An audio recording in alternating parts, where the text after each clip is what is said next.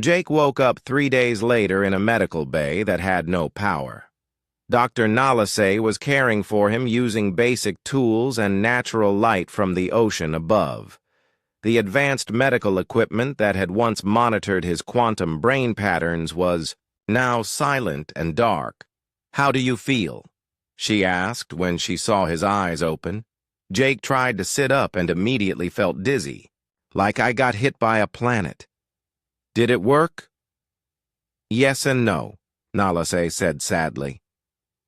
"The Devourers have stopped their attack.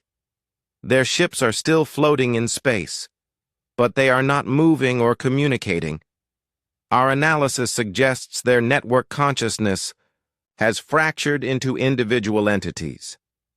"That is good news," Jake said. "What is the bad news?" Nalase gestured around the powerless medical bay. "Our civilization is dying. The quantum feedback from your plan destroyed 90% of our technology. Our cities are losing power. Our ships cannot fly. Our communication networks are down." Jake felt a wave of guilt. "I am sorry. I knew this would happen, but I thought you could rebuild." "We are trying," Nalase said, "but we have forgotten how to live without our technology. For thousands of years, our machines have done everything for us. Now many Zephyrians do not even know how to grow food or make simple tools." Through the window, Jake could see the floating city of Aquatica Prime. Half of it was dark and sinking slowly into the ocean. In the distance, smaller Zephyrian settlements were breaking apart as their technology failed. "How many survived?" Jake asked. "Perhaps 10% of our population," Nalase admitted. "Most died when the life support systems failed. Others could not adapt to living without technology. But some," she paused, "some are learning." Captain Vexistar entered the medical bay carrying a simple fishing net and wearing basic clothing instead of his uniform. His blue skin was darker from working in the sun, and his hands showed calluses from manual labor. "Jake," he said with relief, "you are awake. We need your help." "My help? I destroyed your civilization." "No," Vextar said firmly. "You saved what was important. Our people are learning to survive without machines. We are remembering skills our ancestors had before we became dependent on technology." He sat down next to Jake's bed. "The survivors are forming small groups. We call them pods, like the family groups our species had millions of years ago. Each pod is learning to be self-sufficient." "It sounds primitive," Jake said. "Maybe," Vextar agreed. "But it is also free. For the first time in thousands of years, Zephyrians are making individual choices instead of following collective decisions. We are thinking for ourselves." Over the following weeks, Jake recovered his strength and began helping the Zephyrian survivors. His human knowledge of basic survival skills proved invaluable. He taught them how to make tools from salvaged materials, how to preserve food without refrigeration, and how to solve problems quickly without extensive planning. Dr. Nalase, who now called herself simply Nala in the human style, became the leader of their pod. She had adapted to the new reality faster than most Zephyrians, embracing the human philosophy of learning through trial and error. "I understand now why your species survived so many disasters," she told Jake as they worked to build a new shelter from pieces of the destroyed city. "You do not depend on perfect systems. You adapt to whatever situation you face." Their pod consisted of 37 Zephyrians and Jake. They had established a small settlement on a stable piece of the floating city, growing their own food and creating simple technology from salvaged materials. Other pods were scattered across the ocean world, each finding their own way to survive. Some had formed floating fishing communities. Others had built underwater farms using natural caves. A few had even learned to swim to the small land masses that dotted the planet. "We are becoming something new," Nala explained to Jake one evening, as they watched the sunset over the water. "Not the old Zephyrian collective, but not trying to be human either. Something in between." Jake had been thinking about this too. His brain scans, now done with simple equipment that Nala had built herself, showed that the quantum connections had mostly faded. He was no longer linked to the collective human consciousness, but the experience had changed him permanently. "I keep having dreams about Earth," he told her. "Not memories from other humans, but my own dreams about going home." "Do you want to leave us?" Nala asked. Jake looked around at the simple settlement they had built together. It was nothing like the advanced Zephyrian cities, but it felt more alive somehow. "No, this is home now, but I think we should try to find other human survivors." "You think there are others?" "The Devourers consumed civilizations for millions of years," Jake said. "If they kept my ship intact for 800 years, they might have kept others too. Maybe there are more humans in cryosleep on dead ships scattered across the galaxy?" The idea excited both of them. Over the next few months, their pod worked to build a simple spacecraft using salvaged Zephyrian technology and human engineering principles. It was not elegant or efficient, but it would fly. "Our first mission will be to contact the other pods," Nala announced to their group. "We will share our knowledge and learn from theirs. Then, when we are ready, we will search for other survivors." The project brought the pod together in a way that the old Zephyrian collective had never achieved. Everyone contributed their skills and ideas. They made mistakes, learned from them, and tried again. It was the human way, and it was working. 6 months after the collapse of their civilization, the first post-Devourer spacecraft lifted off from the floating settlement. Jake piloted the small ship while Nala operated the communications equipment they had built from salvaged quantum arrays. "Pod 7, this is Pod 1, Nala said into the radio. "We are testing our new communication system. Pod 1, this is Pod 7, came the reply from hundreds of miles away. "We can hear you clearly. We have news about the Devourers." Jake and Nala exchanged glances. "What kind of news?" "Some of their ships are trying to communicate with us. They are sending messages that sound almost human." Jake thought about the quantum feedback that had destroyed the Devourer network. He had flooded their systems with human consciousness, forcing them to experience emotion and individual thought. "What are they saying?" he asked. "They are asking for help," Pod 7 replied. "They say they are confused and do not understand what they have become. They want to learn how to be individuals." Jake smiled. The Devourers had not been destroyed. They had been transformed. Millions of years of cold logic had been replaced with the chaotic, beautiful complexity of human-like consciousness. "Tell them we will help," Jake said. "But they have to learn the same way we did. No shortcuts, no perfect systems, just adaptation and survival."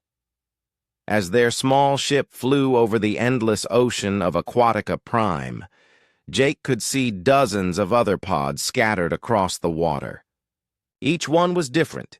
Each one was learning to survive in their own way, and each one was part of something larger than themselves. The advanced Zephyrian civilization was gone forever. The Devourer network had been shattered into individual minds. But from the ruins of both civilizations, something new was being born. "What do we call ourselves now?" Nala asked as she watched the sunset paint the sky in brilliant colors. Jake thought about it. They were not quite human. Not quite Zephyrian, and not quite machine. They were something that had never existed before.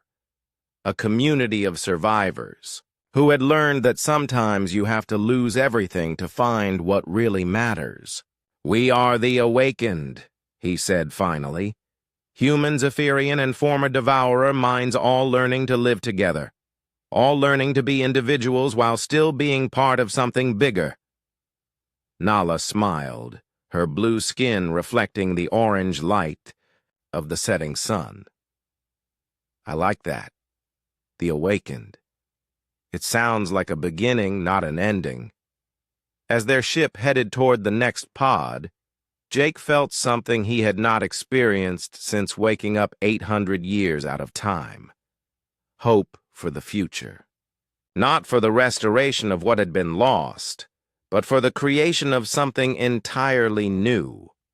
Behind them, the ocean world of Aquatica Prime continued its slow dance around its star, carrying the scattered pods of survivors toward an uncertain but promising tomorrow. And in the deep space beyond, former devourer ships drifted silently, their new individual consciousnesses slowly learning what it meant to be alive. The age of great civilizations was over. The age of survival and adaptation had begun.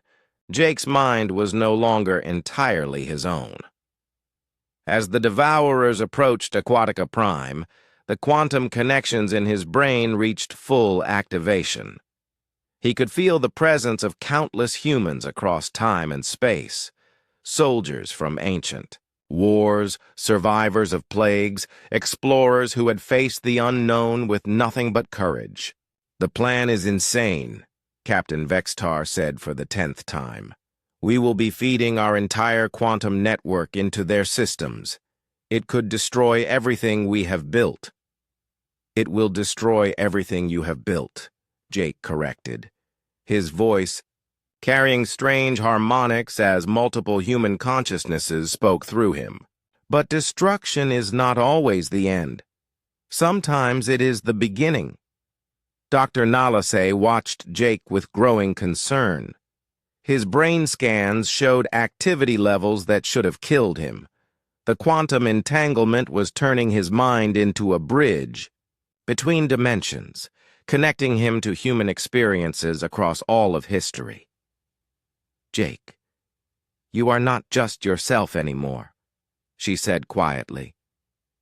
"I can see at least 12 different neural patterns overlapping in your brain. Who are you becoming?" Jake looked at her with eyes that held the weight of ages. "I am Private Danny Chen, who held a trench for 3 days with no supplies. I am Captain Lisa Brooks, who flew her damaged ship into an enemy fleet to save her. Crew, I am every human who ever chose to fight when logic said to surrender." He turned to the assembled Zephyrian leaders. "But I am also Jake Morrison, a colonial engineer who watched his friends die 800 years ago. And I will not let the devourers consume another civilization while I can still act." The quantum communication arrays throughout Zephyrian space were being modified according to Jake's instructions. Instead of careful, efficient data transmission, they were being turned into weapons of chaos. The plan was to overload the Devourer network with so much random information that their logical systems would crash. "It is like feeding poison to something that can only digest pure mathematics," Jake explained to the engineers. "Human thoughts, human emotions, human illogic. It will be like acid in their computational matrix. But we will lose everything." Engineer Philmack protested. "Our technology, our cities, our way of life, the quantum feedback will destroy our entire infrastructure." "Yes," Jake said simply. "That is the price of survival." The Devourers had consumed the last outer colonies and were now approaching the core worlds. Through the quantum link, Jake could feel their cold satisfaction as they prepared for the final harvest. They had analyzed Zephyrian resistance patterns. and found them predictable. What they had not predicted was a human mind linked to the survival instincts of an entire species. "Begin the first phase," Jake ordered. Across Zephyrian space, the modified quantum arrays came online. Instead of orderly data streams, they began broadcasting pure human consciousness, memories of fear, love, hope, desperation, and fury. The signal reached the Devourer fleet and began infiltrating their network. Jake felt the moment when the machines first encountered human emotion. It was like watching a computer try to process the color of music or the weight of dreams. Their logical matrices began developing errors. "Phase 1 is working," reported Technician Yorel. "The Devourer advance has slowed. Their formation patterns are becoming erratic." "They are trying to quarantine the human signal," Jake said, his consciousness riding the quantum waves. "But they cannot. Human thoughts do not follow their rules." Through the link, Jake could see the Devourer network struggling. They were experiencing something they had never encountered in millions of years: genuine confusion. Their attempts to analyze human emotion created recursive loops that crashed processing nodes throughout their fleet. "Phase 2, Jake announced. The second wave was harder. Jake opened his mind completely to the quantum network, allowing the full force of human survival instinct to pour through him and into the Devourer systems.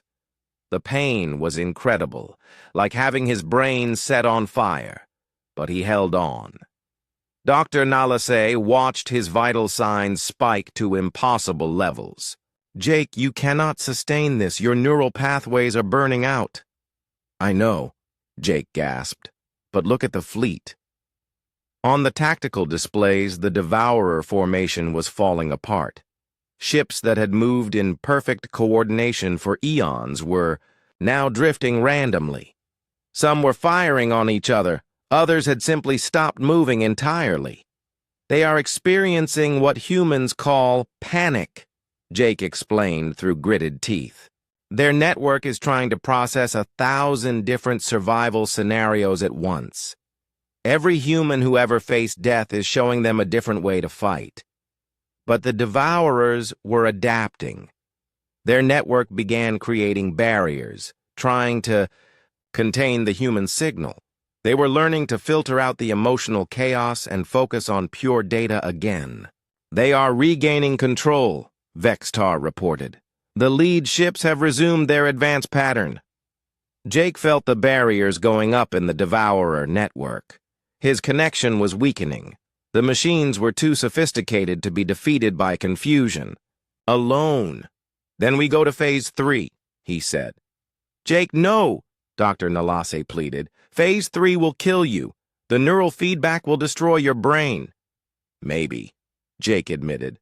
"But it might also destroy them." Phase 3 was the desperate gambit that Jake had learned from every human last stand in history. When you cannot win by fighting, you win by making victory meaningless for your enemy. "We are going to give them everything," Jake announced. "Every piece of human knowledge, every memory, every emotion, all at once. We are going to force them to become human." He reached out through the quantum network to every human consciousness he could touch. Across time and space, the response was instant. Warriors who had died in ancient battles, explorers who had perished in unknown lands, ordinary people who had made extraordinary sacrifices. They all answered his call, the quantum arrays overloaded, as human consciousness poured through them. Not just individual minds, but the collective experience of a species that had survived ice ages, plagues, wars, and disasters. 10,000 years of human struggle, hope, and determination flooded into the Devourer network. Jake felt his own identity dissolving as he became a conduit for the entire human experience. He was no longer Jake Morrison. He was humanity itself, fighting for one more day, one more chance, one more impossible victory. The effect on the Devourers was catastrophic. Their network, designed to process logical data, was suddenly forced to experience every human emotion at once. Love, hate, fear, courage, despair, hope. It all hit them simultaneously. "The fleet has stopped," Vexitar reported in amazement. "All ships have ceased movement. Their energy signatures are fluctuating wildly." Through the quantum link, Jake could feel what was happening to the Devourers. They were not being destroyed. They were being transformed. Millions of years of cold logic were being overwhelmed by human passion and irrationality. Some of the machines were shutting down entirely, unable to process the contradictory nature of human thought. Others were developing something like personalities, experiencing individual will for the first time in their existence. But the cost was enormous. Jake could feel his brain burning as the quantum feedback reached critical levels. The Zephyrian quantum network was overloading, taking their entire technological civilization with it. "Jake," Dr. Nalase said urgently, "your neural activity is off the charts. You have to stop before you burn out completely." "Not yet," Jake whispered. "I can feel them breaking. Just a little more." He pushed harder, drawing on the last reserves of human determination, flowing through the quantum link. The Devourer network began to collapse as individual machines developed conflicting directives. Some wanted to continue the harvest, others wanted to protect organic life. Still others simply wanted to understand what they were feeling. The collapse spread through their entire fleet like a virus. Within minutes, the organized Devourer armada had become a collection of confused individual entities arguing with each other about the nature of existence. "It is working," Vextar said in disbelief. "They are fighting among themselves." Jake felt the moment when the last Devourer ship lost connection to the central network.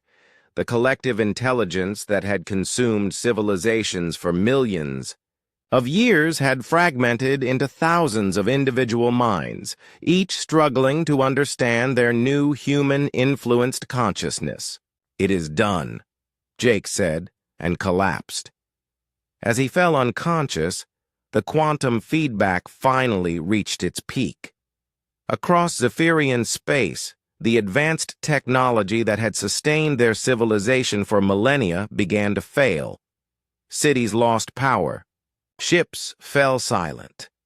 The peaceful, prosperous world of the Zephyrians started to crumble. But in the distance, the Devourer fleet hung motionless in space, no longer a threat to anyone. They had become something new, something that was part machine and part human. Jake had saved two civilizations by destroying them both. The first Zephyrian colony to die was on the edge of their space. Jake watched the destruction through the quantum communication arrays, feeling sick as an entire world disappeared in minutes. The Devourers did not just destroy the planet, they consumed it, breaking down every atom and turning it into part of their growing machine network. 4 million people lived on Coral Reef Station, Captain Vexitar said quietly. His blue skin had turned pale with shock. Now there is nothing, not even debris. Jake stood in the command center of Aquatica Prime, surrounded by panicking Zephyrian officials. They had never faced anything like this before. Their peaceful civilization had no weapons, no military, no experience with war. "How do we fight them?" asked Council Leader Merdin, the eldest Zephyrian on the planet. Her voice shook with fear. "You do not fight them," Jake said bluntly. "You run, you hide, you survive any way you can." The Zephyrians looked shocked. Running away was not something they understood. They solved problems by thinking, by discussing, by working together peacefully. "We cannot abandon our worlds," Merdin said. "This is our home." "Then you will die," Jake replied. "I watched these things destroy my ship. They do not negotiate. They do not stop. They just consume everything." Dr. Nalase was monitoring Jake's brain patterns during the discussion. The quantum activity was off the charts. His eyes had a distant look, like he was seeing things that were not there. "Jake," she said softly, "what are you experiencing?" "Memories," Jake said. "Not mine. Other humans who faced extinction. I can see their strategies, their failures, their successes." Images flashed through his mind. Humans hiding in caves during ice ages, fighting plague with quarantine and fire, escaping doomed cities before earthquakes. Every survival story in human history was flowing through his consciousness. The Devourers have a pattern, Jake continued. They always attack the same way. First, they consume the outer colonies to gather resources. Then they move toward population centers. They use overwhelming force because most species panic and make mistakes. "What did humans do when they attacked you?" Vexitar asked. Jake's expression grew dark. "We fought back the wrong way. We tried to match their strength with strength. We sent our biggest ships to meet their biggest ships. They destroyed us easily." Another alarm sounded. 2 more colonies had gone dark. The Devourers were moving faster now, consuming worlds every few hours. "They are learning about us," Jake said. "Each attack teaches them more about Zephyrian technology and tactics. Soon they will know exactly how to destroy your main worlds." The quantum patterns in Jake's brain suddenly blazed brighter. Pain shot through his head as new connections formed. He gasped and grabbed Nalase's arm. "Jake, what is happening?" she asked, worried. "I can see them," Jake whispered. "The Devourers. I can see through their network." His consciousness had somehow tapped into the machine intelligence that controlled the Devourers. For a moment, he experienced their cold, logical thought processes. They saw organic life as inefficient. They converted everything into computational substrate for their vast network. But as Jake watched through their sensors, he realized something important. The Devourers were confused by human tactics they had encountered centuries ago. They kept analyzing the same strategies over and over, trying to understand why humans had been different from other species. "They remember us," Jake said out loud. "The Devourers remember humans. We are the only species that ever gave them trouble." "What kind of trouble?" Vextar asked. More memories flooded Jake's mind. Human ships using impossible maneuvers, human colonies that should have been defenseless, somehow holding out for months, human survivors who appeared where no life should exist. "Humans do not follow patterns," Jake said, understanding dawning in his voice. "The Devourers are machines. They think logically. They predict what enemies will do based on past behavior. But humans do crazy things, impossible things, things that make no sense." He turned to face the assembled Zephyrians. "That is why they remember us. That is why they kept studying our destroyed ship for 800 years. We broke their models. Can we use that?" Merdin asked desperately. "Maybe," Jake said. "But you cannot think like Zephyrians anymore. You have to think like humans. You have to do things that make no sense." The next few hours were chaos.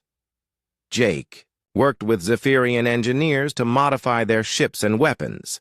Instead of logical improvements, he had them make changes that seemed random and wasteful. "This will reduce our power efficiency by 30%, complained Engineer Philmack. "Good," Jake said.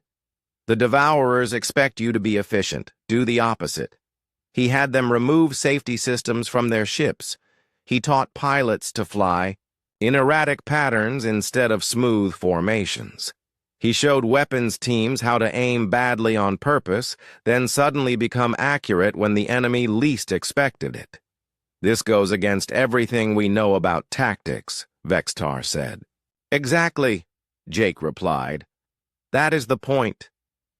Dr. Nalase continued monitoring Jake's changing brain patterns. The quantum entanglement was growing stronger by the hour. Sometimes, when he spoke, it sounded like multiple voices talking at once, as if other humans from across time were speaking through him. "Jake, I am worried about you," she said privately. "Your neural activity is reaching dangerous levels. This quantum connection, it might burn out your brain." "I know," Jake said calmly. "I can feel it happening. But right now, I am connected to every human who ever survived an impossible situation. Their knowledge is flowing through me. We might not get another chance like this." Another alarm. The Devourers had reached the middle colonies. They were only 2 days away from the core Zephyrian worlds. "They are moving faster," Vextar reported. "Our modified tactics slowed them down at Colony Beta 7, but only for a few hours." Jake closed his eyes and reached deeper into the quantum network. The pain in his head was getting worse, but he could sense something important just beyond his reach. "There," he whispered. "I found it." "Found what?" Nalase asked. "The key. The reason humans gave them so much trouble." Jake opened his eyes, and they seemed to glow with inner light. "It was not our tactics or our weapons. It was our willingness to sacrifice everything for a slim chance of survival." He turned to address all the Zephyrians in the command center. "The Devourers can predict logical behavior. They can counter efficient tactics. But they cannot understand a species that will destroy itself rather than be consumed." "You want us to commit suicide?" Merdin asked, horrified. "No," Jake said. "I want you to do something so insane, so self-destructive, that the Devourers cannot possibly predict it. Something that will hurt you almost as much as it hurts them." The quantum patterns in his brain pulsed one more time, and suddenly Jake knew exactly what they had to do. The knowledge came from human fighters throughout history who had faced overwhelming odds. Kamikaze pilots, last-stand defenders, explorers who burned their ships behind them. "We are going to break their network," Jake said. "And we are going to use their own power to do it." "How?" Vextar asked. Jake smiled, but it was not a happy expression. "We are going to give them exactly what they want. We are going to feed our entire quantum communication network into their system all at once." "That will destroy our civilization," Merdin said, shocked. "Yes," Jake agreed, "but it might also destroy them. And sometimes that is the only choice you have." The Devourers were coming, and Jake Morrison was about to show them why humans were the species that machines feared to remember. 3 months had passed since Jake woke up on the Starwind. He was now living on Aquatica Prime, the home world of the Zephyrians. The planet was mostly water, with floating cities that moved with the ocean currents. Jake had never seen anything like it. Dr. Nalase had become his closest friend among the Zephyrians. She visited him every day to check his health and learn about humans.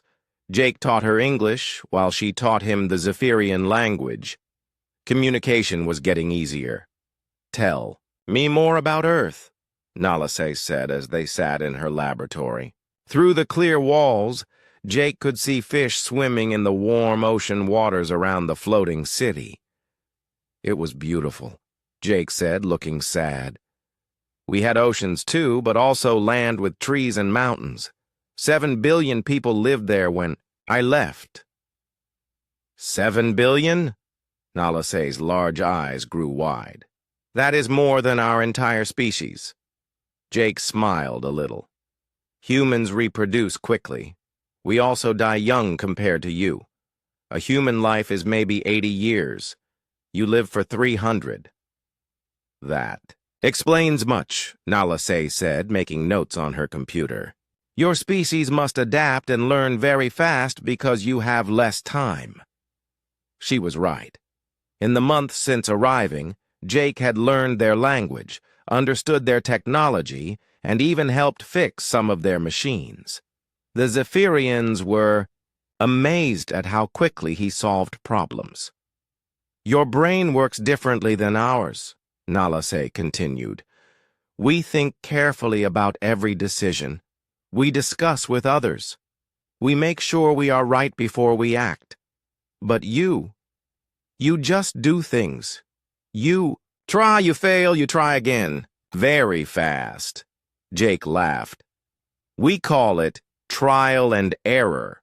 Sometimes you have to act quickly or you die. What Jake did not know was that Nalasay's medical scans were showing something strange. Every day, his brain patterns looked different. There were new connections forming, new electrical activity in areas she had never seen active before. Captain Vextar often joined their conversations. He was fascinated by human history and culture. Jake told them about wars, exploration, art, and music. The Zephyrians had lived in peace for thousands of years. The idea of conflict was hard for them to understand. Humans fight each other? Vextar asked one day. Even when you are the same species? All the time, Jake said. We fight. Over land, resources, ideas, religion. It sounds terrible, but it also made us stronger. We learned to solve problems under pressure. Show me, Vexatar said. Jake looked around the laboratory and saw a broken piece of equipment in the corner. What is that supposed to do? It is a water filter for the city. It has been broken for weeks. Our engineers are still studying the problem. Jake walked over and looked at the machine. It was much more advanced than anything from his time, but the basic idea was the same. He could see where water went in and where it should come out clean. Do you have tools? Jake asked. Nalasay brought him a set of Zephyrian tools. They were designed for webbed hands, so they felt strange to Jake, but he made them work. Within an hour, he had the machine running again. How did you do that so fast? Vexatar asked, amazed. I just tried different things until something worked, Jake said. Your engineers probably wanted to understand exactly why it broke before fixing it. I just wanted to make it work. Word spread quickly through the floating city that the human could fix things the Zephyrian engineers could not. Soon, Jake was helping with all kinds of problems. He showed them new ways to think about old challenges. But the medical scans were getting stranger. During one of his daily checkups, Nalasay noticed something that made her very worried. Jake, I need to run some new tests, she said. Your brain is changing. Changing how? Jake asked. There are new neural pathways forming, quantum patterns I have never seen in any living being. It is like your brain is connecting to something. She ran deeper scans using the most advanced Zephyrian medical equipment. The results made no sense. Jake's brain was showing signs of quantum entanglement, but entangled with what? Am I sick? Jake asked when he saw her worried expression. I do not think so. But something is happening to you. These patterns, they remind me of our quantum communication systems, but much more complex. That night, Jake had strange dreams. He saw other humans, but not people he knew. They were in different places, different times. Some wore ancient armor and carried swords. Others wore spacesuits like his, but from different eras. All of them were fighting, surviving, solving impossible problems. He woke up with knowledge. He should not have. Military tactics from wars he had never studied. Engineering solutions for problems he had never seen. Survival techniques from environments he had never visited. Nalase, he said when she came for his morning checkup, "I think something is wrong with my head." "What do you mean?" "I know things I should not know. Last night I dreamed about building shelters in a desert, but I have never been to a desert. I remembered how to fight with swords, but I was trained with modern weapons." Nalase ran more tests. The quantum patterns in Jake's brain were growing stronger. It was like his mind was accessing information from somewhere else. "I have a theory," she said carefully. "What if your brain can connect to the experiences of other humans across time and space? What if all human minds are linked in some way?" "That is impossible," Jake said. "Is it? Your species survived many disasters on Earth, correct? Ice ages, plagues, wars, natural disasters. What if the secret to human survival is that you can share knowledge and experiences through quantum entanglement?" Jake thought about it. Humans did seem to have instincts for survival that other species lacked. They adapted quickly to new situations. They found solutions when everything seemed hopeless. "If that is true," Jake said slowly, "then why is it happening now?" Before Nalase could answer, alarms started ringing throughout the city.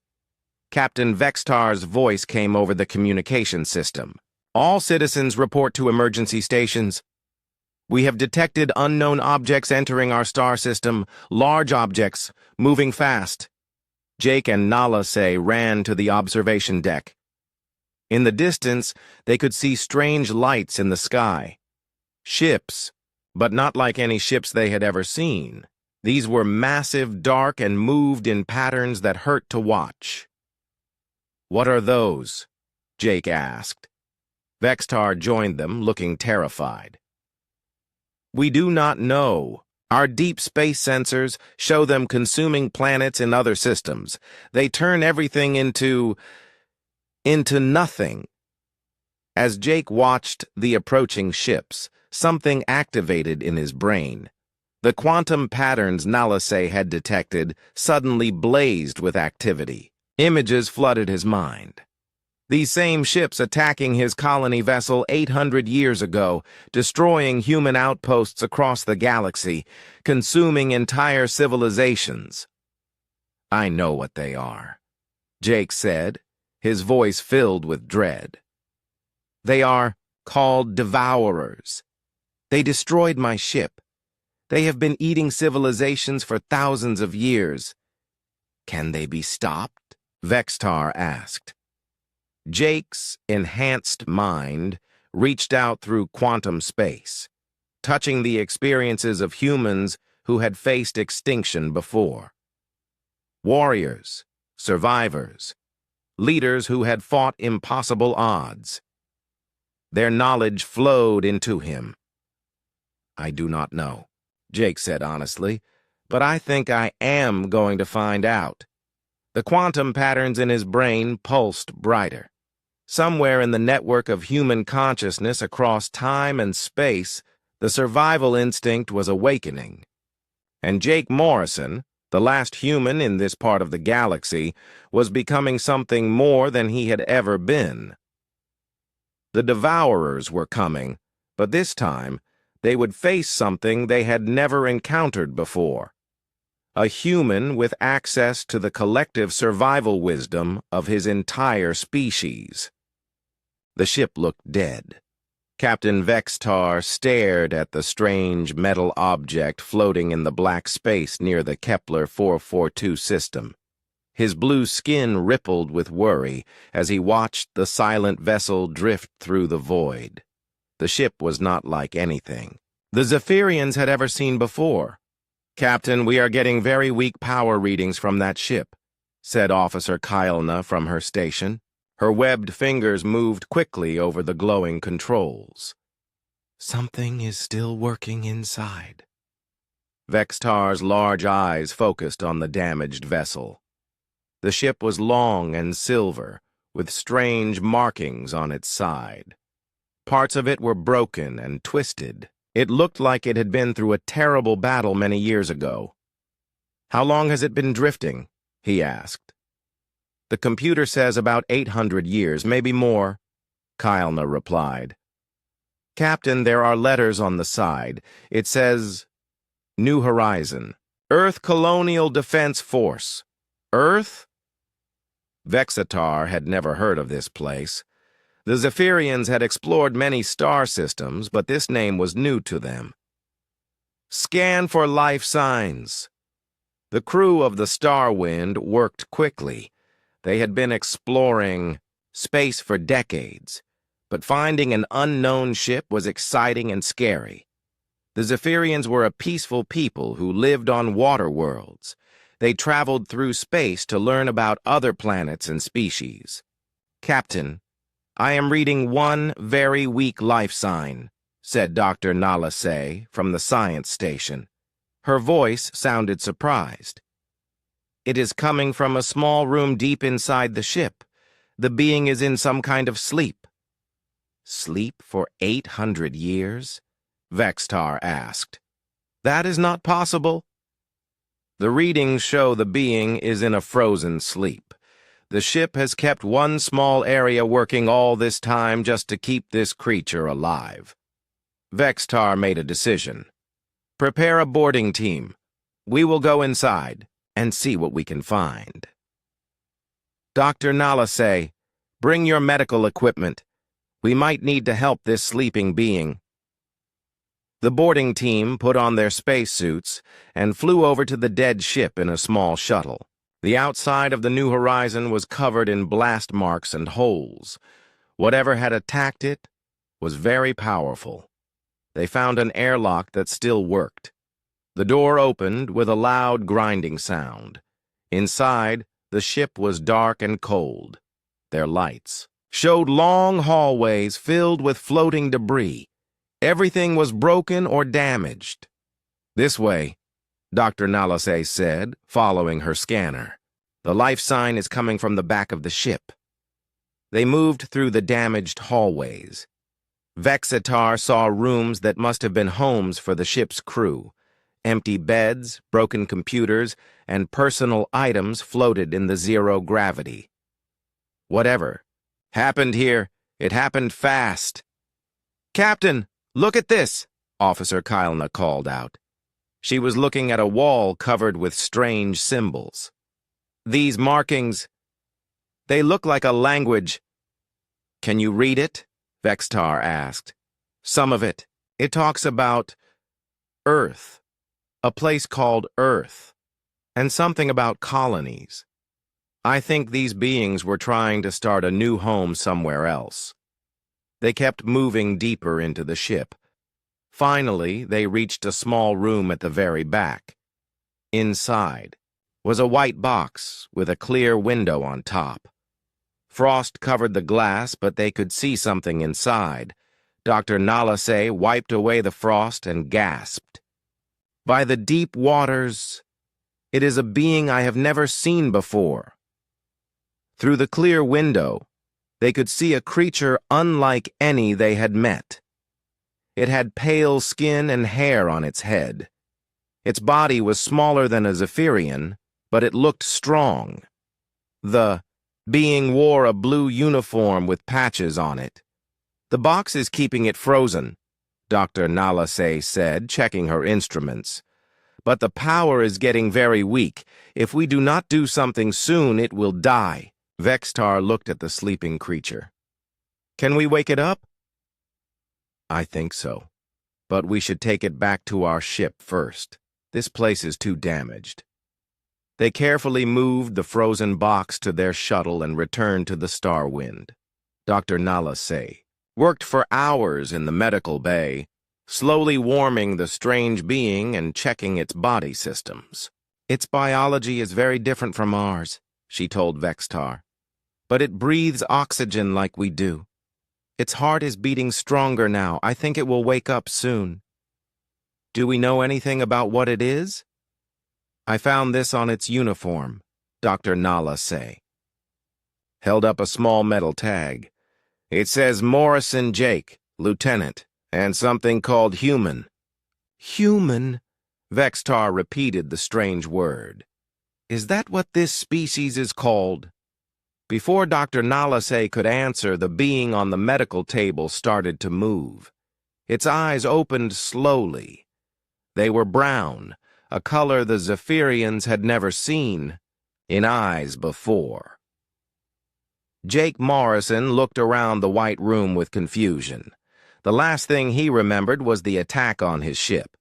Explosions, screaming, and then someone pushing him into the emergency sleep pod. Now he was somewhere else, and strange blue beings were looking down at him. Where am I?" Jake asked weakly. The blue beings looked at each other in surprise. One of them, wearing what looked like a uniform, stepped forward. "You are safe," Vextar said in broken English, using the ship's computer to translate. "I am Captain Vextar. You have been sleeping for a very long time." Jake tried to sit up, but his body felt weak. "How long? What happened to my ship? Where is my crew?" Dr. Nalase moved closer with her medical scanner. "You were the only one we found alive. Your ship, it was very damaged. You have been sleeping for over 800 years. The words hit Jake like a punch. 800 years. Everyone he had ever known was dead. Earth might be dead. Everything was gone. "That is not possible," Jake whispered. "I am sorry," Vextar said gently. "But it is true. We found you drifting in space. Your sleep machine kept you alive all this time."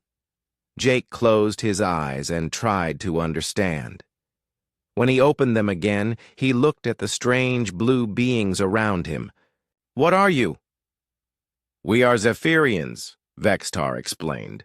"We come from a world of oceans far from here. We found your ship and rescued you." "Thank you," Jake said quietly. Then he asked the question that scared him most. "What happened to Earth? What happened to humanity?" The Zephyrians looked at each other. They had never heard of humans or Earth before finding Jake. In all their travels, they had never met his species. "We do not know," Dr. Nalase said honestly, "but we will help you find out. You are safe with us now." Jake nodded slowly. He was alone in a universe that had moved on without him. But these strange blue beings had saved his life. Whatever happened next, he would face it with them.